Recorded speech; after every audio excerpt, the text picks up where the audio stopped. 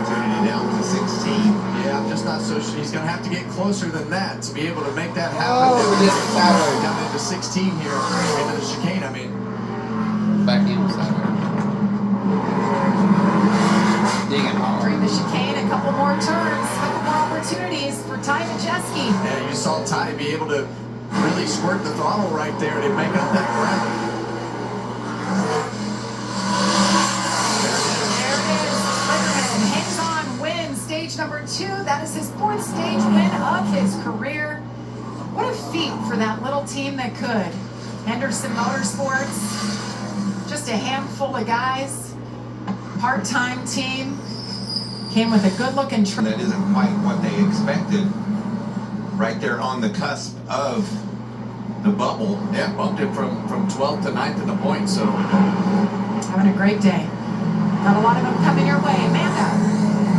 Yeah, Jamie, that's exactly what Grant Enfinger wanted to do today, was find those points. He also said that his other strategy was not take myself out of this race. At the beginning of the day, Grant Enfinger said he had one of the worst trucks that he's ever had, but it had a lot of pace in it. I just talked to his crew chief, Derek Smith, who said the truck is so good right now with the big swings that we've been making today. Minimal adjustments for Grant Enfinger. A little sideways there in that box, Caitlin.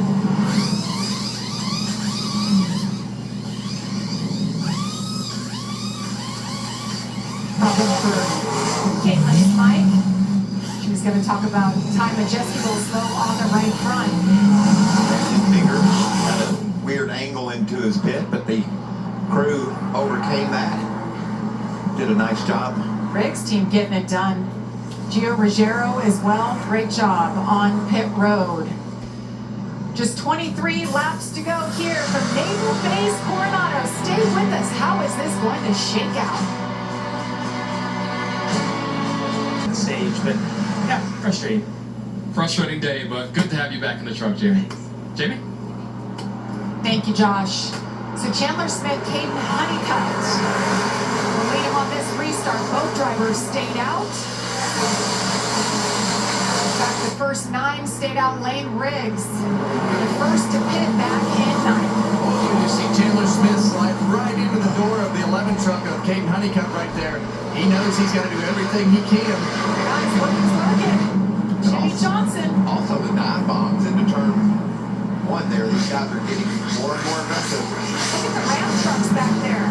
Minnie Tyrell, Justin Haley.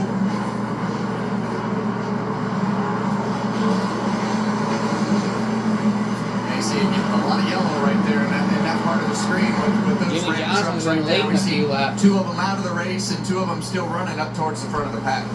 That's battling for a top 5 spot for those Rams. That's a good performance.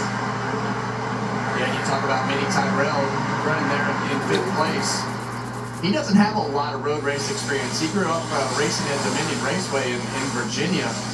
Late model stocks, ran him for a long time, since he was about 8 or 9 years old. So great story with Minnie right there. Won the Cars Tour race last week at Dominion Raceway and had his charity there.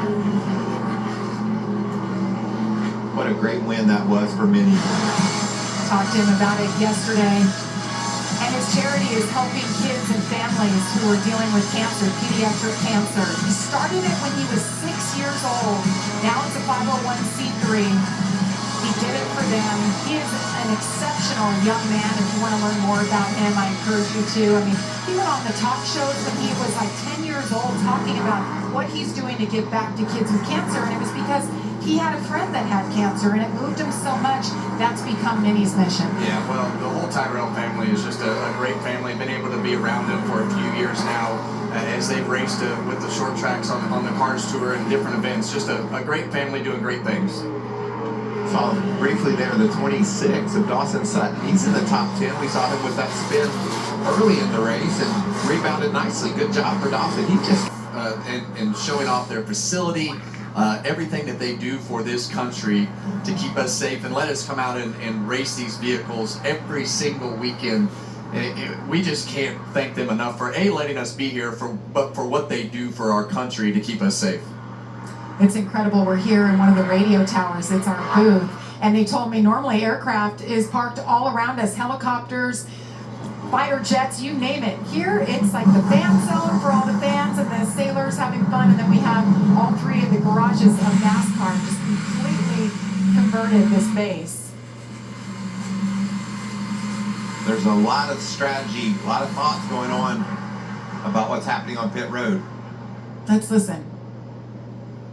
So we're going to be screwed here no matter what. Either we pay take our medicine and restart at the tail, or try to gap, like try to restart and gap as much as we can and pit and come out. I feel like either way we're going to come out freaking 15. That is because some guys, I think, will elect to stay out. I'm just curious, we hear the pit crews tell us somewhere between 16 and 18 laps they can make it. I like With that Dodge up to truck, 4 or though. 5 laps I like under that green. caution.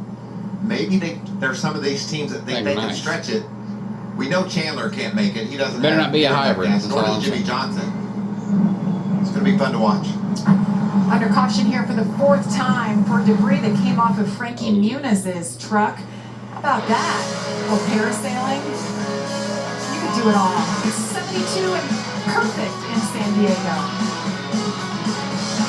Looks like fun. Movie of your life. But broke down there at the entrance to pit road. We saw earlier that he couldn't get his truck started after he spun out. So He was having in some more Arca. issues right here with what we thought was going to be a pretty good cycle of events for him based upon when he last pitted, but that all comes to an end right now. So he is stuck at pit in. Work has been done on pit road. Beautiful day here in San Diego. 16 laps left for the NASCAR Craftsman Truck Series from Naval Base, Coronado.